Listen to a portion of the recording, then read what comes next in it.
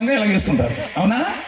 కింద కూర్చొని ముందు కంట మూసి ఎవరిని వేస్తారా అంటే కొంచెం మీకు అర్థం అవడం వచ్చింది. ఎలా చూడండి, ఇప్పుడు కింద కూర్చుందండి, ముందు కంట మూసి ఎవరిని వేసుకుంటారా? ఏతే ఎలాగుండో చూడడానికి లేదండి, మూటలాగా ఉంది, బట్టల మూట అనుకుంటున్నాను, బట్టల మూటనే అనుకుంటున్నా. ఏమండి నిలబడి ఏటి మధ్యలో మూట ఎట్టారేడేమో అని చూసుకుంటున్నాను. ప్రసంగం చెప్తున్నాను కానీ మనసు అంతా మూట మీదకి వెళ్ళిపోతున్నారు. ఇంకొండ బట్టలకి అడిగేది పాస్ గారు మధ్యలో మూట ఏంటండి అన్నాను. అందుకని పాస్ గారు వచ్చి మైక్ ఇచ్చుకుని, అమ్మా అప్పుడే మొదలెట్టేసావా ఏంటది, నాకు ఇంకా టైం ఏం లేదు, అప్పుడే మొదలుపెట్టిన నిద్ర. పాస్ గారు తిట్టిపడేశారు, ఏంటప్పుడే నిద్ర మొదలు పెట్టమని. ఎప్పుడైతే తిట్టారో ఇలా చూడండి అమ్మ, నా ఇంకో ముసుగు ఎలా తీసింది, తీయని మొహం కనపడింది. అయ్యి బాబోయ్ మనిషి అనుకున్నాను. ముసుగు తీసి అంత పాస్ గారిని, ఎంతమందిలో నన్ను ఇంత మాట అంటావా, నా డ్రమ్ము నాకు ఇచ్చేయి అంత. ఏంటది డ్రమ్ము నాకు ఇచ్చేయంటే నాకు అర్థం కాలే. పాస్ గారండి డ్రమ్ అంటుంది ఏంటండి అన్నాను. చర్చికి డ్రమ్ము కొనిచ్చిందండి బాబా. ఎందుకు? నిద్రపోవడానికి పర్మిషన్. కొంతమంది మా 5-6 మంది ఉంటారు ఇంటి దగ్గర, భర్త కూడా పడలేక, పిల్లలు కూడా పడలేక, కోటాలు జరుగుతున్నాయి, ఎవడో వస్తాడు ఏదో చెప్తాడు, ఓ కునుకు లాగేద్దామని వస్తూ ఉంటారు మా 5-6 మంది. కొంతమంది మీరు కాదులేండి, మా గుళ్ళో వాళ్ళందరూ ఎలాంటి వాళ్ళు తగులడ్డారు మాకు. వాళ్ళు ఏమీ అనలేక బాధ అంతా మీతో చెప్పుకున్నాను అంతే. అబ్బా మీ ఓళ్ళని అడ్డెట్టుకుని మమ్మల్ని బాధ ఇచ్చేస్తున్నారు అని చూస్తున్నాను మీరు. హలో హలో గట్టిగా చెప్పండి, దేవునికి మహిమ కలుగునుగాక. మూలపాఠం ఏంటి? ఎందుకు మీ చేత మాట్లాడిస్తున్నాను చెప్పనా? మీ చేత ఎందుకు మాట్లాడిస్తూ చెప్తున్నానంటే, ఈ రోజున ప్రసంగాలు ఎలాగైపోయినాయి అంటే, ఉదయం చెప్పిన వాక్యం రాత్రికి చెప్పంటే చెప్పలేకపోతున్నారు. కానీ 10 సంవత్సరాల క్రితం అయిపోయింది. చక్రవాకంలో హీరో ఎవడో చెప్పంటే టక్కడకి చెప్పేస్తారు. సిగ్గులేని మొక్కలు మా 5-6 మంది. తమ్ముడు ఇలాంటి వాళ్ళు తగులాడు ఎక్కడ చూసినా. అది కాదు, అర్థమైన చెత్త కాదు, వాక్యం ఉండాలి మా మైండ్లో. హల్లెలూయా. ఏంటి మూలపాఠం అని చెప్పండి. నీ కుమారులు నిన్ను వరించి పెళ్లి చేసుకుంటారు. ఎవరి కుమారులు చెప్తాను, ఇంక పెళ్లి దగ్గరికి ఏం వెళ్తా? కొడుకులు కూడా ఇంకా అవ్వలేదు,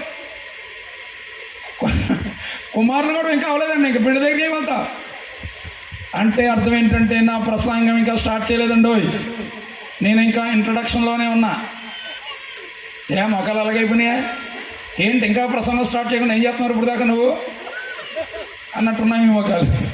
లేదు, కంగారు పడకండమ్మా. ఈ కుమారులు కూడా ఏంటో చెప్పేసుకుని ఒకవేళ టైం ఉంటే కనుక పెళ్లి దగ్గరికి వెళ్తాం. పెళ్లి మధ్యాకాశంలో ఎక్కడ కాదు, అక్కడ తీసుకెళ్తాం మమ్మల్ని. ఈరోజు వస్తారా? రెడీయేనా? దేవునికి మహిమ కలుగునుగాక. హల్లెలూయా. దేవునికి ప్రేమ ఎంతో ఉన్నతమైనది చూడండి. తన కుమారులుగా దేవుడు పిల్లలుగా చేసుకున్నాడు, కానీ వాళ్ళు ఏమయ్యారు? దాసులైపోతే మహాదేవుడు వదిలిపెట్టేయకుండా భూమి మీదకి దిగొచ్చి దాసులైపోయిన మనల్ని ప్రాణమిచ్చి రక్తమిచ్చి స్నేహితులుగా చేసుకున్నాడు. స్నేహితుల కంటే దగ్గరగా ఉండాలని పిల్లలుగా చేసుకున్నాడు. పిల్లలంటే ఎవరో కాదు నాయన, మనం కుమారులు అన్నాడు. అంటే కోల్పోయిన కుమారస్థానాన్ని దేవుడు తిరిగి మళ్ళీ ఎలాగిచ్చాడో చెప్తానండి. ఎలాగొచ్చింది కుమారస్థానం అంటే, దేవునికి ఇంకో కొడుకున్నాడు. ఎవరైనా ప్రభువైన యేసయ్య కుమారుడు ఉన్నాడే. ఆ యేసయ్యని కుమారుడికి, యేసుక్రీస్తు వారికి మానవుడికి ఉన్నటువంటి ఈ తేడా చెప్తాను. మధ్యాకాశంలోకి పెళ్లి జరగబోతుంది కదా, ఎంతమంది వెళ్ళబోతున్నారు? వస్తున్నారా? యేసుక్రీస్తు వారు మధ్యాకాశానికి వచ్చి బోర ఊతారండి. దోత వచ్చి బోర పోదుగానే అందరూ ఎత్తపడతాం. ఎత్తపడగానే యేసు ప్రభు వారి ముందు అందరూ నిలబడతాం కదా. అక్కడ ఎవరెవరు చూడొచ్చు తెలుసా మీకు? అక్కడ అందరినీ ఆదాము దగ్గర నుండి పరిశుద్ధంగా బ్రతికిన పరిశుద్ధులైన వారందరిని అక్కడ చూడబోతున్నాం మధ్యాకాశంలో. వినండి, పాత నిబంధన భక్తులు, క్రొత్త నిబంధన భక్తులు అందరిని అక్కడ చూడబోతున్నాం. అంటే నా యొక్క బైబిల్ యొక్క యూ ప్రకారంగా చూస్తే కనుక ఆదాము రావచ్చు, అక్కడికి అవ్వమ్మ రావచ్చు, అబ్రహం గారు రావచ్చు, అందరూ భక్తులు చూడొచ్చు. అక్కడికి ఎప్పుడన్నా మీరు ఊహించుకున్నారా? యేసుక్రీస్తు వారు మధ్యాకాశం రోజు బోర్వదగా ఎత్తబడినప్పుడు అక్కడ ఎవరెవరిని చూడొచ్చు చెప్పండి? పరిశుద్ధులందరినీ ఒక్కొక్కరి దగ్గరికి వెళ్ళి స్వయంగా చూడొచ్చంట, ముట్టుకోవచ్చంట, మాట్లాడొచ్చంట. నేను కేరళ రాష్ట్రంలో నేను బైబిల్ కాలేజ్ చదువుతున్నప్పుడు నాకు ఫేవరెట్ టీచర్ ఉండేవాడండి. ప్రకటన గ్రంథం, దానియేలు గ్రంథం చెప్పేవాడండి. ఆయన ప్రకటన గ్రంథం చెప్తుంటే నేను భూమి మీద ఉండేవాడిని కాదు, పరలోకంలో విహరించేవాడిని. అంత అద్భుతంగా చెప్పేవాడండి. మధ్యాకాశానికి వెళ్ళిన తర్వాత ఆదామును చూడొచ్చంట, అవ్వమ్మ గారిని చూడొచ్చంట, దావీదు గారిని చూడొచ్చంట, అబ్రహం గారిని చూడొచ్చంట, అందరి దగ్గరికి వెళ్ళి చూసి మాట్లాడొచ్చంట.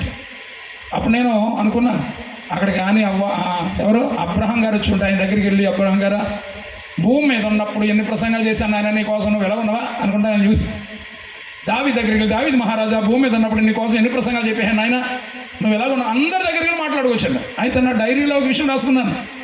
ఏమనంటే, వీళ్ళందరి విషయం పక్కన పెట్టి అక్కడ కానీ అవ్వమ్మ వచ్చి ఉంటే కనుక అవ్వమ్మని 2 ప్రశ్నలు అడగాలని రాసుకున్నా. 2 ప్రశ్నల్లో మొదటి ప్రశ్న, అవ్వమ్మ నువ్వు అసలు పండు ఎందుకు తిన్నావమ్మా అని అడుగుదాం అనుకుంటా.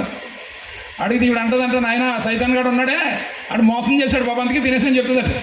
2వ ప్రశ్న, అవ్వమ్మ అసలు నువ్వు ఎక్కడి నుంచి పుట్టావమ్మా అని అడుగుదాం అనుకుంటాను. ఎందుకంటే మన పుట్టికి వేరు, ఆవిడ పుట్టికి వేరు. మనం తల్లి గర్భంలోంచి పుట్టాం, కానీ ఆవిడ అలా పుట్ల. ఎక్కడి నుంచి పుట్టామని అడిగితేనట అవ్వమ్మ గబగబా ఆదాము దగ్గరికి వెళ్ళి ఆదాము పక్క భాగాన్ని చూపించి, ఇదిగో నేను ఇక్కడ నుండి పుట్టానని చెప్తుందంట. ఎవరో మొదటి మానవుడైన ఆదాము భార్య అయిన అవ్వమ్మని అడిగితే ఇదే ప్రశ్న. కడపటి ఆదాము ఎవరు? యేసుక్రీస్తు వారు. యేసుక్రీస్తు భార్య ఎవరు? సంఘం. సంఘం దగ్గరికి వెళ్ళి ఇదే ప్రశ్న అడిగితే, సంఘమా నువ్వు ఎక్కడి నుండి పుట్టావని అడిగితే గబగబా సంఘము యేసయ్య దగ్గరికి వెళ్ళి యేసయ్య పక్కలో ఉన్న గాయాన్ని చూపించి, ఇదిగో ఎక్కడి నుండి పుట్టానని చెప్తుందంట సంఘం. దేవునికి మహిమ కలుగునుగాక. ఇలాంటి మాటలు చెప్తే మా వాళ్ళు కొడతారండి చప్పట్లో. ఏమంటే చప్పట్లు కొడతానే ఉంటారు. ఆపండి అన్న ఆపడు. ఆగండి ఆగండి ఆగండి ఆగండి. అడుక్కుని కొట్టించుకునే రకాలు కనబడుతున్నాను మీకు. హలో, ఏంటి ఎలా ఉన్నారు ఇలా? హలో, ఉన్నారమ్మా? గట్టిగా చెప్పండి. లేలుయా. మాకు ఎలాంటి సబ్జెక్ట్ ఎక్కదయ్యా? నాకు జోకులు కావాలి, నవ్వింపు కావాలా? హలో, ఉన్నారా? రేపు రాత్రికి వచ్చి మళ్ళీ అడిగాను అనుకోండి, ఏం చెప్పానండి? ఏం చెప్తారు మీ మొఖం? అందుకే వాక్యము జీవితాలను ఏం చేస్తుంది? మార్చేస్తుంది. దేవుని ఎదుట మనల్ని పరిశుద్ధులుగా నిలబెట్టేది వాక్యమే. మన బాధలో మనకు నెమ్మది కలుగు చేసేది వాక్యమే. మన త్రోవకు వెలుగై ఉన్నది వాక్యమే. వాక్యములో శక్తి ఉన్నది. అందుకే వాక్యము గుండెల్లో ఉండాలా. దేవునికి మహిమ కలుగునుగా. సరే విషయాలు కదా. ఇది విషయం ఏంటంటే, మనము కుమారస్థానాన్ని తిరిగి దేవుడు మళ్ళీ ఎలాగిచ్చాడంటే, మనకి కుమారస్థానాన్ని ఏం చేస్తాం? మనం కోల్పోయాం కదా. కోల్పోయిన కుమారస్థానం ఎలాగొచ్చిందంటే, దేవునికి ఇంకో కొడుకున్నాడు కదా. ఎవరు? యేసయ్య కుమారుడు. యేసయ్య యొక్క ఆత్మను దేవుడు మన హృదయాల్లోకి పంపి కోల్పోయిన కుమారస్థానాన్ని తిరిగి దేవుడు మళ్ళీ మనకు అనుగ్రహించాడట. దేవునికి మహిమ కలుగునుగాక. అదే వచనం చదవడం కంటిన్యూగా ఉంటుంది దాంట్లో. అదే వచనం తమ్ముడు ఇందాక గలతీయుల రాసిన పత్రిక 4:6 చదవండి. 4:6. నాయనా తండ్రి అని మొరపెట్టు, వినండి, తన కుమారుని యొక్క ఆత్మను దేవుడు మన హృదయములలోకి పంపి. దేవునికి మహిమ కలుగును గాక.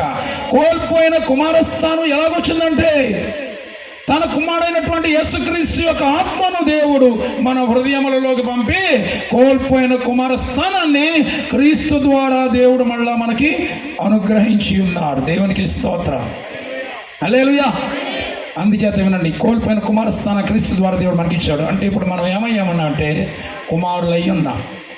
హలో అమ్మ, కుమారులు గొడవ ఇప్పుడు అయింది, ఇంకా అయిపోలేదు, ఇంకా ఉంది, కంగారు పడకండి. మనం ఏమయ్యాం ఇప్పుడు? చెప్పాలి. దేవునికి ఏమయ్యాం? కుమారులు అవ్వకముందు ఎవరు? పిల్లలం. పిల్లలు అవ్వకముందు ఎవరు? స్నేహితులం. స్నేహితులు కాకముందు ఎవరు? దాసులం. దాసులు కాకముందు ఎవరు? కుమారులు. అంటే ఇదంతా సైక్లింగ్ అనమాట. కుమారస్థానం నుండి దాసుల స్థానంలో పడితే, దాసులు అయిపోయిన మన కోసం ప్రాణం పెట్టి స్నేహితులుగా చేసుకుని, స్నేహితుల కంటే దగ్గరగా ఉన్న పిల్లలుగా చేసుకుని, ఆ పిల్లలంటే ఎవరు కాదు? కుమారులు అన్నాడు. అంటే ఇప్పుడు మనం కుమారులు అయ్యాం కదా. కుమారులు 2 రకాలు. వినండి, 2 రకాల కుమారులు. 2 రకాల కుమారుల్లో మనం ఎవరో చెప్పేసి ముగించేస్తాను. పెళ్లి సంగతి ఉంటే ఇంకోసారి చూసుకుందాంలేండి, మీ మొఖాలు చూడలేక. ఓకే, 2 రకాల కుమారులు ఎలాగా? తల్లి గర్భం ద్వారా పుట్టిన కుమారులు ఉంటారు. పిల్లలే కనుక లేకపోతే ఇంకోలాగా కూడా కుమారులుగా చేసుకుంటారు. ఎలాగది? ఇప్పుడు తల్లి గర్భం ద్వారా మనకి పెళ్ళైన వాళ్ళకి పిల్లలు లేరనుకోండి, కొన్నాళ్ళకి ఇంకా పిల్లలు పుట్టే యోగం లేనప్పుడు ఖచ్చితంగా ఇంకోలా కూడా పిల్లలుగా చేసుకోవచ్చు, కుమారులుగా. ఎలాగా? దత్తత. అర్థమైందా? ఇప్పుడు వినండి, దత్తత తీసుకున్న కుమారులు ఉంటారు, తల్లి గర్భం ద్వారా పుట్టిన కుమారులు కూడా ఉంటారు. వీళ్ళిద్దరిలో వినండి, మిమ్మల్ని జనరల్ నాలెడ్జ్ క్వశ్చన్ అడుగుతున్నాను, చెప్పండి. తల్లి గర్భం ద్వారా పుట్టిన కుమారుడికి ఎక్కువ అధికారం ఉంటుందా? దత్తత తీసుకున్న కుమారుడికి ఎక్కువ అధికారం ఉంటుందా? ఏమండి చెప్పండి. వాళ్ళు ఇలాగ అడుగుతాను, తల్లి గర్భం ద్వారా పుట్టిన కుమారుడికి ఎక్కువ అధికారం ఉంటుందన్న వాళ్ళు చేతులు ఎత్తండి. Very good. కాదండి, దత్తత తీసుకున్న కుమారుడికి ఎక్కువ అధికారం ఉంటుందన్న వాళ్ళు చేతులు ఎత్తండి. అయ్యో, కొంతమంది అటు ఎత్తలేదు, ఇటు ఎత్తలేదు. ఎందుకంటే ఇడు ఏమంటాడో అన్నట్లు కదా. వినండి, నేను చెప్తాను. యాక్చువల్లీ ఇప్పుడు నేను చెప్పే మ్యాటర్ వింటే, తల్లి గర్భం ద్వారా పుట్టిన కుమారుడికి ఎక్కువ అధికారం ఉంటుందా, దత్తత తీసుకున్న కుమారుడికి ఎక్కువ అధికారం ఉంటుంది, మీకు అర్థమైపోతుంది. ఉదాహరణకి నన్నే తీసుకోండి. ఇప్పుడు నాకు 4 కొడుకులు ఉన్నారనుకోండి. అడుకోండి అమ్మా, నిజంగా లేరు. 4 కొడుకులు ఉన్నారనుకోండి, నిజంగా లేరు. 100 ఎకరాల ఆస్తి ఉందనుకోండి, నిజంగా లేదు. ఓకే, 100 ఎకరాల ఆస్తి ఉంది, 4 కొడుకులు ఉన్నారు. ఇప్పుడు నేను చనిపోయిన తర్వాత 100 ఎకరాల ఆస్తి ఎవరికి వెళ్తుంది? నా 4 కొడుకులకి వెళ్తుంది కదా, యాజ్ పర్ రూల్. అయితే ఈ 4 కొడుకులు సమాజంలో తినుతూ తాగుతూ తందనాలాడుతూ ఇష్టానుసారంగా నా పేరు చెడగొడుతూ బతుకుతున్నాడు సమాజంలో. ఊరందరూ ఏం చెప్పుకున్నారు, ఈయనేమంత మంచోడు, ఇలాంటి ఆయన కడుపుని చెడబుట్టారు వీళ్ళు, ఆయన పేరు చెడగొడుతున్నారని ఊరందరూ చెప్పుకుంటున్న మాటలు నా చెవిలో పడుతున్నాయి అనుకోండి, నాకు వినపడుతున్నాయి అనుకోండి, నాకు ఎలా ఉంటుంది చెప్పండి అమ్మా, ఎలా ఉంటుంది? బాధ ఉంటుంది కదా. అప్పుడు నేను నా పేరు ఎలాగా వీరు చెడగొట్టారు కనుక ఏమండి నా ఆస్తిలో చిల్లి గవ్వ కూడా ఈ నా కొడుకులకి వెళ్ళకూడదని నేనేం చేశానంటే ఒక లాయర్ని పెట్టి వీలునామా రాసేసాను. ఏమని, నేను చనిపోయిన తర్వాత నా 100 ఎకరాల ఆస్తి ఒక చిల్లి గవ్వ కొడుకులకి వెళ్ళకూడదని, పలానా చోట ఉన్నటువంటి అనాథ శరణాలయానికి చెందాలి అని వీలునామా రాసి నేను చనిపోయాను అనుకోండి, ఈ 4 కొడుకులు తల్లకిందులుగా తప్ప చేసిన హైకోర్టు కాదు, సుప్రీంకోర్టు కాదు, ఏ కోర్టుకి వెళ్ళినా ఆస్తిలో చిల్లి గవ్వ కూడా వాళ్ళు ఏం చేయలేరు, తిరిగి సంపాదించుకోలేరు. ఇది తల్లి గర్భం ద్వారా పుట్టిన కుమారుడు యొక్క అధికారం. కానీ ఇంకో కొడుకు ఉన్నాడండో, దత్తపుత్రుడు, దత్తత తీసుకున్న కుమారుడు ఉన్నాడే. ఈ దత్తపుత్రుడు యొక్క అధికారం అసలు దత్తత అంటే ఏంటి ఇది మనకు తెలియాలి. దత్తత అనగా బైబిల్ ప్రకారం నిబంధన ఒడంబడిక, కవనెంట్ అంటే ఇంగ్లీష్లో కవనెంట్ అంటే ఒప్పందం, ఇద్దరు మనుషుల మధ్యలో జరిగే ఒడంబడిక, దీన్నే నిబంధన అంటారు, దత్తత అంటారు. ఓకే, ఇద్దరు మనుషులే కాదు, 2 దేశాల మధ్యలో, ఏమన్నా 2 ఖండాల మధ్యలో, ఇద్దరు వ్యక్తుల మధ్యలో జరిగే ఒడంబడికనే కవనెంట్ అంటారు. ఇప్పుడు వినండి, మనకి నిబంధన ఇచ్చాడు దేవుడు. నిబంధన అంటే దేవునికి మనుషులకు మధ్యలో నిబంధన జరిగింది. దాన్ని ఏమంటారంటే మన పర్యాయ పదాల్లో చెప్పాలంటే దత్తత. దత్తత అంటే అసలు దత్తత ఎలా తీసుకుంటారో తెలుసా మీకు? హిందూ ధర్మశాస్త్రం ప్రకారం దత్తత ఎలా చేస్తారో చెప్తాను. ఒరిజినల్ దత్తత ఎలా ఉంటుందో చెప్పమంటారా? పిల్లలు లేని తల్లి తండ్రి ఒక బిడ్డను చూసుకుంటారు. వాడు కొనుక్కోవడమో లేకపోతే మొత్తం మీద ఎవరిని అనాథనాన్ని తెచ్చుకుంటారు. ఒరిజినల్గా దత్తత ఎలా చేస్తారంటే బ్రాహ్మణోత్తముని తీసుకురావాలి. బ్రాహ్మణోత్తముడు కూర్చుంటాడు మధ్యలో, తల్లిదండ్రులు పక్కన కూర్చోబెట్టి బిడ్డని పక్కన కూర్చోబెట్టి ప్రమాణం చేయిస్తాడు. ఏమని? తల్లిదండ్రులు ఎలా ప్రమాణం చేయాలి? బిడ్డ, ఈ రోజు మొదలుకొని నీ మీద నీకున్న సమస్తం మీద మీ ఒక్కదారులం, ఈ రోజు మొదలుకొని మా మీద మాకున్న సమస్తం మీద నీ ఒక్కదాడివి అని మంత్రోచ్చారణ చేస్తూ అగ్ని సాక్షిగా ప్రమాణం చేస్తారు. కేవలం మంత్రాలు చదువుతూ ప్రమాణం కాదంటే డాక్యుమెంట్ రాసుకుంటారు. 100 రూపాయల బాండ్ పేపర్ మీద డాక్యుమెంట్ రాసుకుంటారు. అలాగా దత్తత జరిగిన తర్వాత ఆ బిడ్డ, వినండి, ఆ బిడ్డ మీద ఈ తల్లిదండ్రులకు సర్వ హక్కులు వచ్చేస్తాయి. ఈ బిడ్డకి కూడా తల్లిదండ్రుల మీద, తల్లిదండ్రులకు ఆస్తి మీద ఈ బిడ్డ ఏమైపోతాడు? హక్కుదారుడు అయిపోతాడు.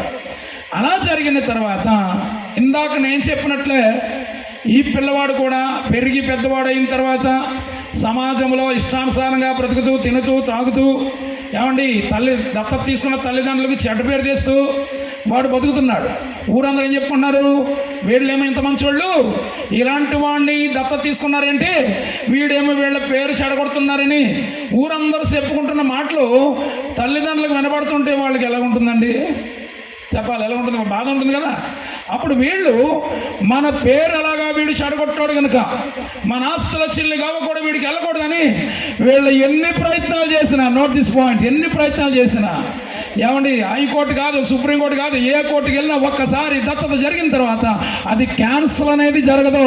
ఎప్పుడు చెప్పిన బిడ్డ చచ్చిపోతే తప్ప బ్రతుకుండగా అతను హక్కుదారుడుగానే మిగిలిపోతాడు తప్ప ఆస్తి మీద కానీ వారి మీద కానీ ఆ అధికారాన్ని ఎప్పటికీ కోల్పోడు. ఇది దత్తపుత్రుని యొక్క అధికారం. హలో, ఉన్నారా? ఇప్పుడు చెప్పండి, తల్లి గర్భం ద్వారా పుట్టిన కుమారుడికి ఎక్కువ అధికారం ఉంటుందా, దత్తత తీసుకున్న కుమారుడికి ఎక్కువ అధికారం ఉంటుందా? ఇప్పుడన్నా చెప్పండి అమ్మా ఏదోటి. దత్తత తీసుకున్న కుమారుడికి ఎక్కువ అధికారం. దత్తత అనగా నిబంధన. ఈ నిబంధన ఎవరెవరు జరిగింది? హలో, దేవుడే. ఏమన్నా ఆయన పరిశుద్ధుడైన దేవుడు మన దగ్గరకు వచ్చి, పాపం మనలో ఏమన్నది? పాపం ఉంది. పాపులైన మనతో పరిశుద్ధుడైన దేవుడు చేసిన నిబంధన. ఏ నిబంధన అది? రక్త నిబంధన. బిడ్డలారా, మీకున్నవన్నీ నాకు ఇచ్చేయండి, మీ అన్ని నేను తీసేసుకుంటా, నాకున్నదంతా మీకు ఇచ్చేస్తాను. దేవుడు మన పాపం అంతా ఆయన మీద వేసుకుని ఆయన పరిశుద్ధత అంతా మనకి ఇచ్చేయడానికి రక్తం ఇచ్చి మన నిబంధన జనులుగా చేసుకున్నాడు. అందుకే మనకు ఉన్నటువంటి పేరు నిబంధన జనులం. దేవునికి మహిమ కలుగును గాక. ఇప్పుడు వినండి, అయితే కుమారులు 2 రకాలు. ఒకటి తల్లి గర్భం ద్వారా పుట్టిన కుమారులు ఉంటారు, దత్తత తీసుకున్న కుమారులు ఉంటారు. దత్తత తీసుకున్న కుమారుల యొక్క అధికారం ఎలాగుంటుందో ఆల్రెడీ మీరు విన్నారు కదా. పౌలు గారు, యోహాను గారు అయితే మనము పిల్లలము అని వదిలేశాడు. కానీ పౌలు గారు ఒక అడుగు ముందుకేసి ఏమన్నాడు చెప్పండి? కుమారులు అన్నాడు. కుమారులను వదిలిపెట్టలేదండి. ఏ కుమారులమో కూడా చెప్పాడు పౌలు గారు. ఆ చెప్పింది కూడా సామాన్యులకు చెప్పలేదు. లేదు. ఈ భూమి మీద they are very powerful people in the world.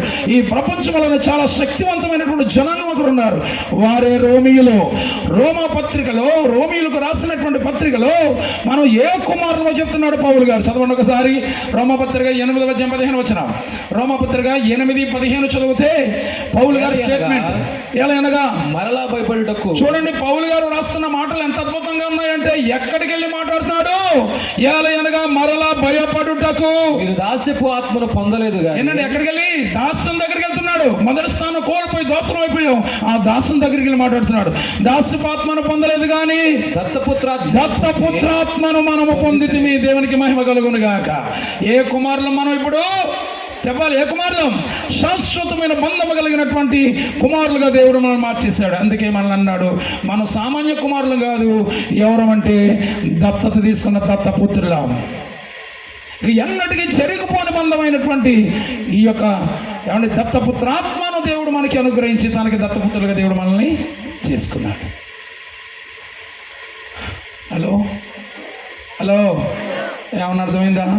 దీనిలో ఈ ప్రసంగంలో మీకు ఏమర్థమైందో నాకు తెలియదు కానీ దేవుని ప్రేమ ఎంత ప్రేమమయుడండి.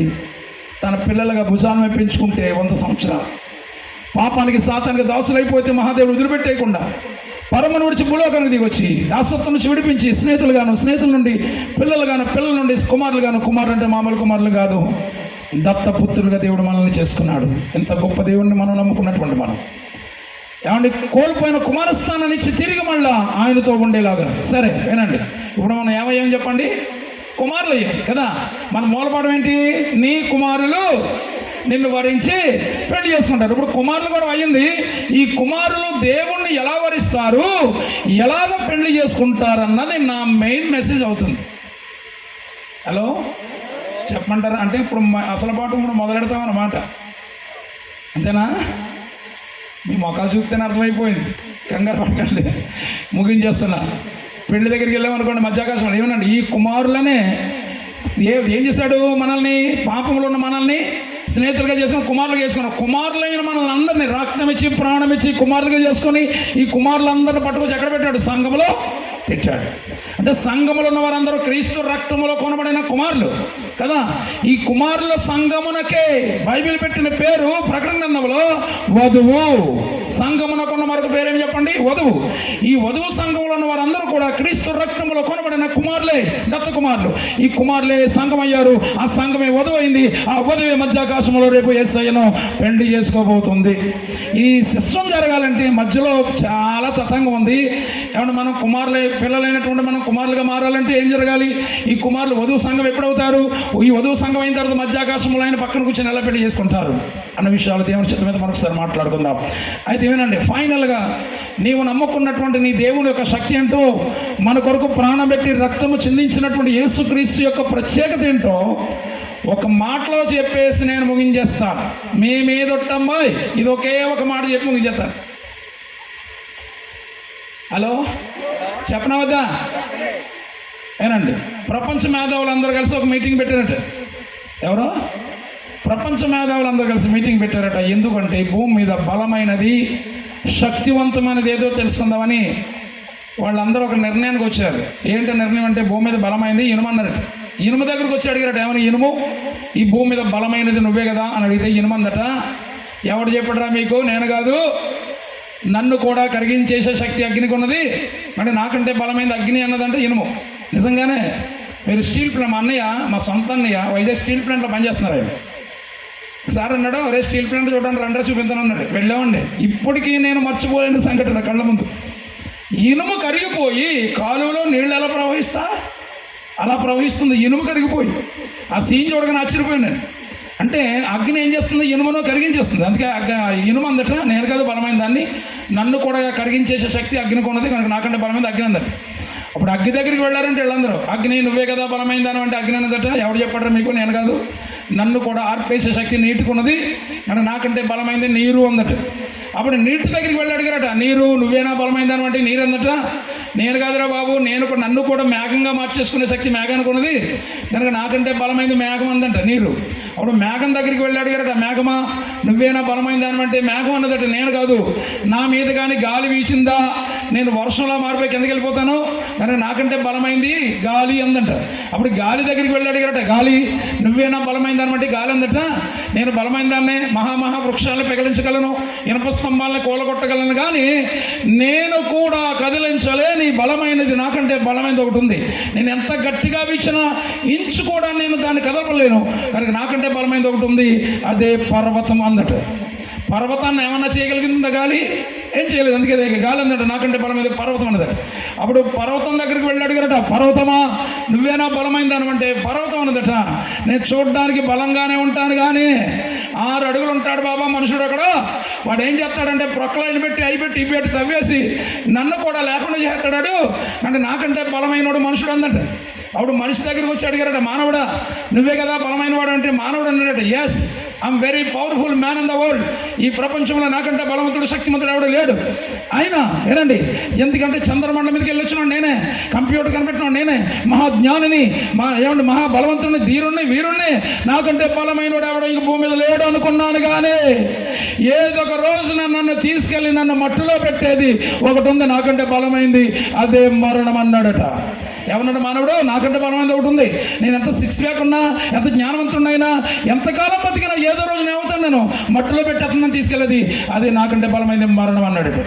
అప్పుడు మరణం దగ్గరకు వచ్చి అడిగాడట, మరణమా నువ్వే కదా బలమైన దానివి భూమి మీద అంటే, మరణం అన్నదట, ఎస్ నేను చాలా శక్తివంతమైన దాన్ని, ఎందుకంటే దేవుని కంటే కొంచెము తక్కువగా చేయబడిన మొదటి మానవుడైన ఆదాముని ఏం చేశాను, మింగేశా.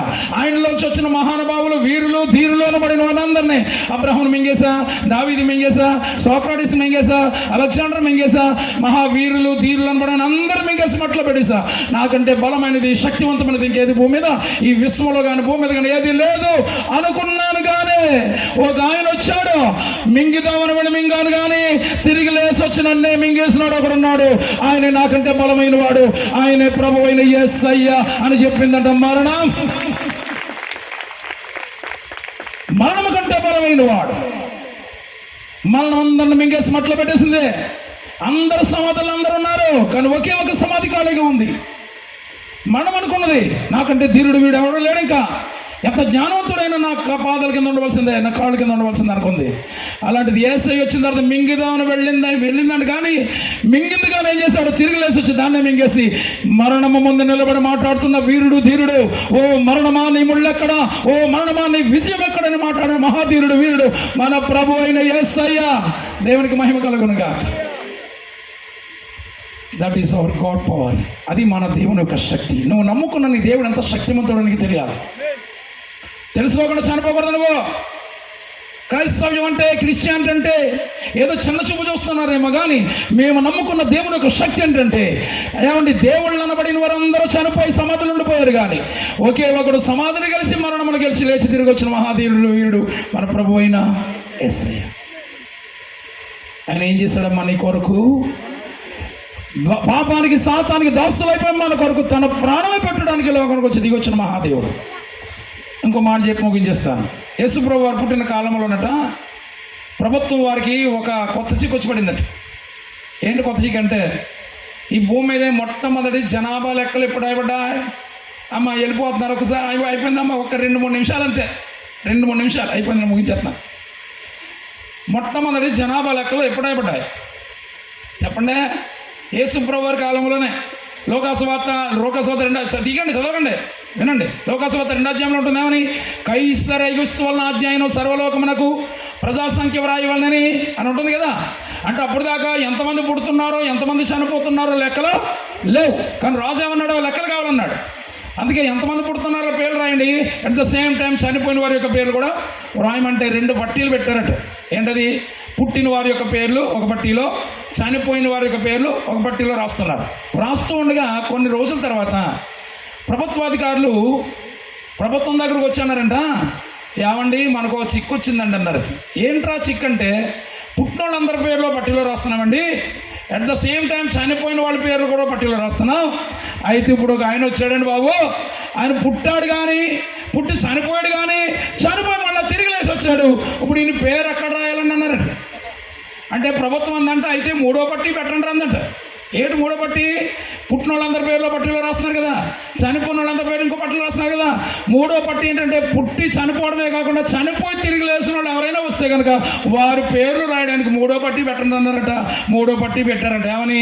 చనిపోయి తిరిగి లేచిన వారి యొక్క పేర్లు అని మూడో పట్టి పెడితే ఆ పట్టీలో ఎప్పటి వరకు ఒకే ఒక పేరు ఉంది, రెండో పేరు దాంట్లోకి ఎక్కలేదు. ఆ పేరే మన ప్రభు అయిన యేసయ్య పేరు. దేవునికి మహిమ కలుగునుగా. మనం నమ్ముకున్న దేవుని యొక్క శక్తి ఏంటో, ఆయన ఎలాంటి వాడో, ఆయన ఏం చేయబోతున్నాడో భవిష్యత్తులో నీకోసం దేవుడిచ్చిన రూపాన్ని, కుమారస్థానాన్ని కోల్పోతే మహాదేవుడు ఆయనే కుమారుడై కోల్పోయిన నీ స్థానం తిరిగి మళ్ళీ రీప్లేస్ చేశాడు. కుమారులుగా ఉంచేయకుండా ఇంకా దగ్గరగా చేసుకోవాలని తనకు భార్యగా మార్చేసుకోవాలనుకుంటున్నాడు. పిల్లల స్థానం కంటే ఇంకా దగ్గరుండే స్థానమే భార్య స్థానం. ఇప్పుడు కుమారులుగా చేసుకున్న మనల్ని ఏం చేయాలనుకుంటున్నాడంటే ఆయనలో ఒక భాగంగా భార్య అనగా వేర్ షీఈస్ కమింగ్ ఫ్రమ్, ఎక్కడి నుంచి వచ్చిన భార్య అంటే తన భాగంలో, తన శరీరంలో వచ్చినందుకే చూడండి, దాసులు ఎక్కడ, స్నేహితులు ఎక్కడ, పిల్లలు ఎక్కడ, కుమారులు ఎక్కడ, తిరిగి అంటూ ఒక్కొక్క స్టెప్ అలా తీసుకొస్తూ చివరికి ఏం చేస్తాడంటే ఆయనలో ఒక భాగంగా మనల్ని మార్చేసుకోవాలనుకున్న గొప్ప దేవుడు, మహాదేవుడు మన ప్రభు అయిన యేసయ్య. ఆయనలో ఒక భాగం అవ్వాలంటే, భార్య అవ్వాలంటే జరగవలసిన ప్రాసెస్ చాలా ఉంది. వీటి గురించి దేవుని చిత్తం మీద మరొకసారి మాట్లాడదాం. కనుక మంచి రాత్రి విన్నటువంటి మాటల ద్వారా మన కొరకు మహాదేవుడు మానవుడు ఈ భూమి మీదకి వచ్చి కోల్పోయిన కుమారస్థానాన్ని ఇచ్చినటువంటి మహాదేవుడు, ఆ దేవుని కొరకు నమ్మకంగా బ్రతకాలి, నమ్మకంగా జీవించాలి. చివరి దినాలు, అంచు దినాల్లో ఉన్నాం. మనం ఎత్తబడిన పక్కన కూర్చొని ఏమన్నా ఆయన ప్రక్కన కూర్చొని పెళ్లి చేసుకునే వధువు సంఘములో యోగ్యులైన వారుగా ఉండడానికి, ఏమంటే పరిశుద్ధపరచబడిన జనాంగంగా ఉండడానికి దేవుడు మీటింగ్స్ పెట్టాడు. కనుక జాగ్రత్త కలిగి పరిశుద్ధంగా బ్రతుకుతూ పరిశుద్ధంగా జీవిస్తూ ఇంకా యేసుక్రీస్తువాన్ని స్వీకరించకుండా ఎవరైనా ఉన్నారంటే ఆయన స్వీకరించండి, యేసుక్రీస్తువాన్ని హృదయంలో చేర్చుకోండి, దేవుని రాజ్యానికి వారసులు కండి. మధ్యాకాశంలో జరగబోయే పెండ్లి విందులో దేవుని చిత్తం అయితే కలుసుకుందాం. ఆయన రాకడిస్తే అక్కడ కలుసుకుందాం, లేదంటే మరొక చోట ఎక్కడైనా కలుసుకుందాం. దేవుడి మాటలు మన వెనుకడిలో దీవించి ఆశీర్వదించను గాక. తలలో ప్రార్థన చేస్తున్నాం. మహోన్నతుడా, విత్తబడిన మాటలు బిడ్డలు కూడా దేవుడు ఫలం చేయండి. మీ దాసులనైనా